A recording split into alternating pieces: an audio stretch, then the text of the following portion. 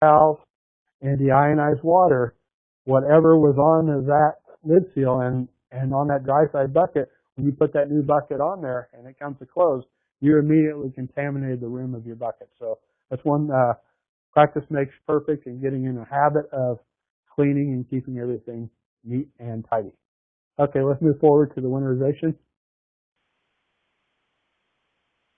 Well, the first thing that's wrong with this picture is the guy in this picture, his mother obviously did not teach him how to dress properly.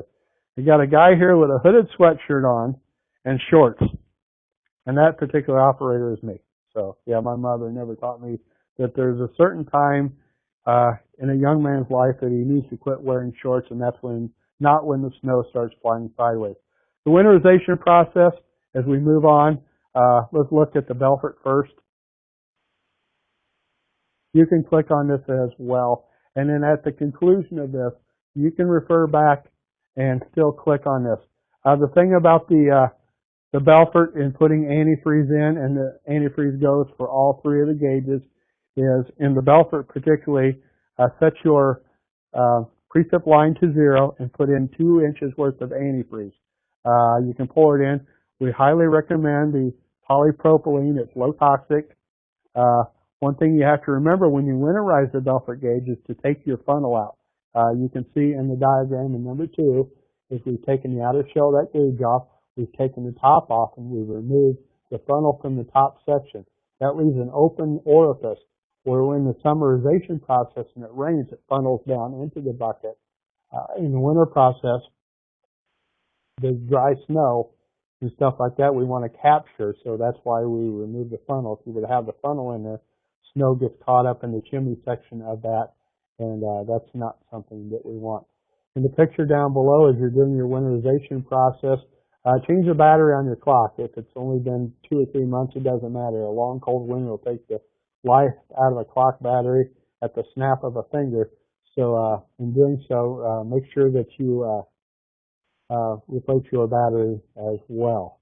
If you don't have a battery, you can get them about anywhere or call. We have them here at the survey. We're glad to send you one. In putting in the antifreeze, as I talked about, polypropylene glycol is user-friendly, the low toxic. It's not. The ethylene glycol is a more toxic type of an antifreeze. It's poisonous, and so we want to really recommend you go with the more user-friendly. The RV antifreeze that you'll see, we don't highly recommend it. It's got doesn't have issues. It's just, the polypropylene glycol is what we recommend. So let's move on to the next slide as well. The NOAA 4 one. Are there any questions thus far? I know I've given a lot of information. This one, with some of the ETI NOAA 4 gauges, some of them were supplied with the PDAs. On some of the PDAs, there's a service mode. It's not necessary to put the PDA or the gauge in a service mode. As you're adding antifreeze, the antifreeze to water ratio that you give in your mixture should be a 60-40 ratio. So that's basically 3 parts water, 3 parts antifreeze, 2 parts water. What you want to remember to do in all 3 of the gauges as you're progressing and getting through the winter months, as it becomes a little bit diluted, and we'll talk about it momentarily, using the transfer pump to empty out your containers in your gauges. The thing you also want to remember is on a weekly basis, I use a spoon, a kitchen spoon, but you want to stir your antifreeze on a weekly basis. That keeps the antifreeze from stratifying. What will happen is if you don't attend to your antifreeze in your catch buckets, the antifreeze will sink, the water will stay on top. As the temperatures get colder, then the water will freeze on top of the antifreeze and take away the sensitivity of the gauge. You can have precipitation, you won't even know it.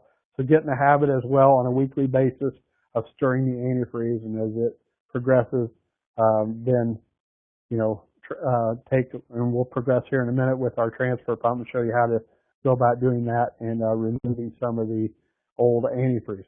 Let's go to the fluvial one, please. This one, The real important thing about this one is to put enough antifreeze water mix in this till you actually cover the tip. It's undulated up to a point in the catch bucket on this Pluvio. So what you want to do is pour enough in to where it covers the entire bottom of this gauge. If you leave the middle exposed, then we're not going to get a true identity of the type of precipitation or true amount of the type of precipitation that has come in there, because that particular area, precipitation in the form of snow can stick on that, where if you've got it completely full up past the point, then anything that falls into that particular bucket is going to melt. Are there any questions?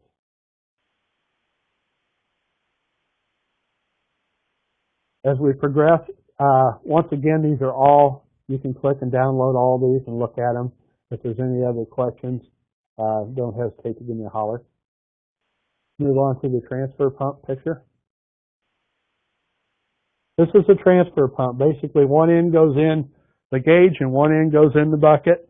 If you do not have one of these, don't hesitate to give us a call, make a remark in the section 10 of your field form, and we'll get you one.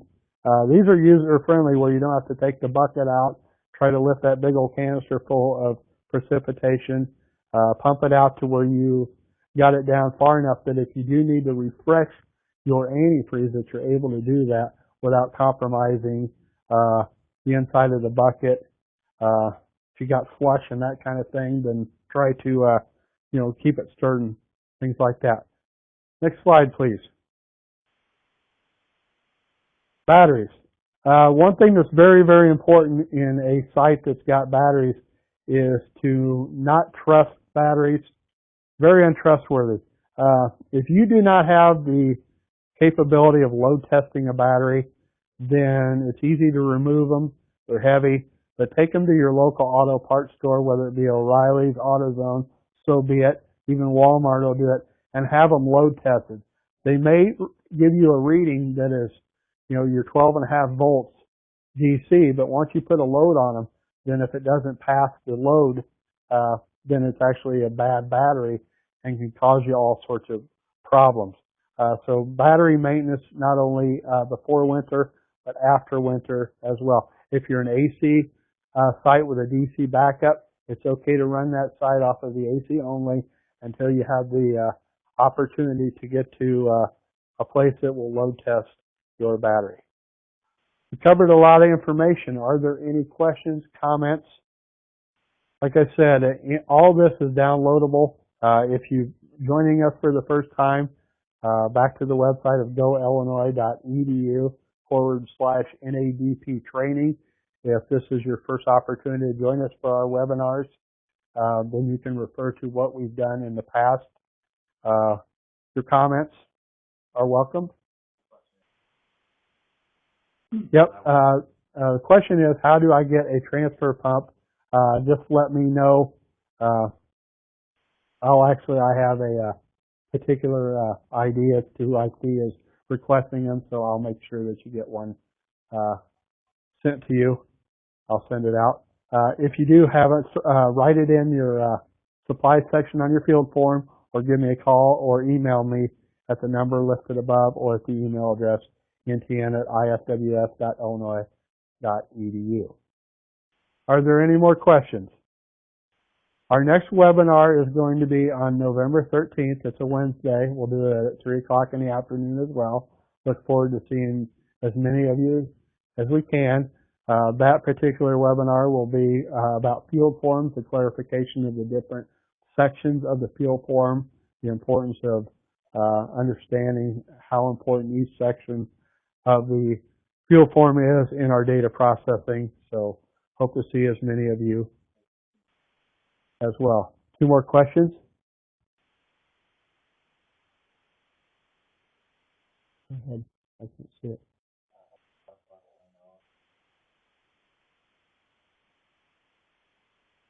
The question is, I have a little bit of slush in my antifreeze. Do we really need to dilute it? What you do not want is slush. You got to remember, if you're getting slush, then your antifreeze is not strong enough in the 60-40 ratio to be able to melt what you've got in there.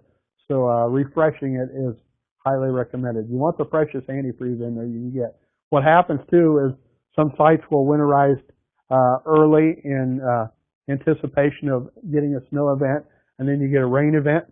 What happens is the rain will melt in there and really dilute the antifreeze. So that's just one of them things that you're going to have to try to refresh as often as possible, and that's where that transfer pump comes in handy.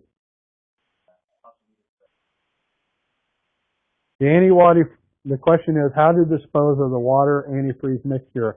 By using the polypropylene glycol, it's user-friendly, low toxic. Each state has recommendations on how they want to get rid of, even diluted toxic stuff like that. It being low toxic, that's more user-friendly. I myself can't make the recommendation as to how you get rid of it. Like I said, the laws and stuff for each state are different in getting rid of that stuff. So if you want to email me and ask that question, I can try to find out the information for you.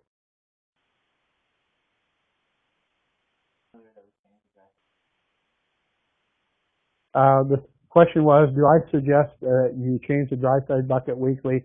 No, it's not suggesting to do that weekly. What I do suggest is that you, if possible, take a little bit of water with you each time. Obviously, you're not going to have the luxury of always carrying water, but what we really want to do is wipe down the rim of the dry side bucket. That's where the most contamination is going to come from. So, a little towelette or whatever it may be. If you've got snow on the ground, wet your towelette and then try to wipe it down. Make sure it's good and dry. Bring along a second one because you don't want to introduce what you might have picked up in moisture off of the ground to that particular bucket. Make sure it's as clean as possible, and if you need to, then go ahead and replace it. Yeah, for cleaning purposes, the question is, do we need to use DI water instead of tap water? DI water, you can buy in the grocery store. You can get a gallon of deionized water for about $3. So something good to have on hand. It's nice to keep around.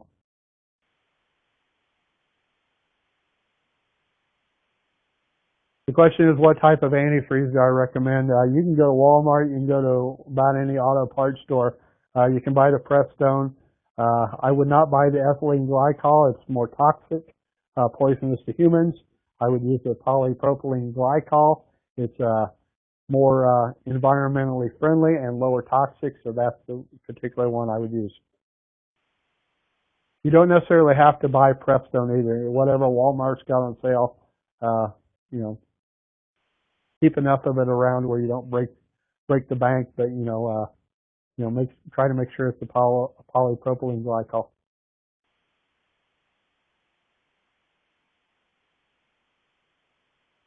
Distilled water, DI water, pretty much the same thing. So the question was the clarification between the two. If you go into the store, you can buy distilled water. That's pretty much the same thing. Any other questions?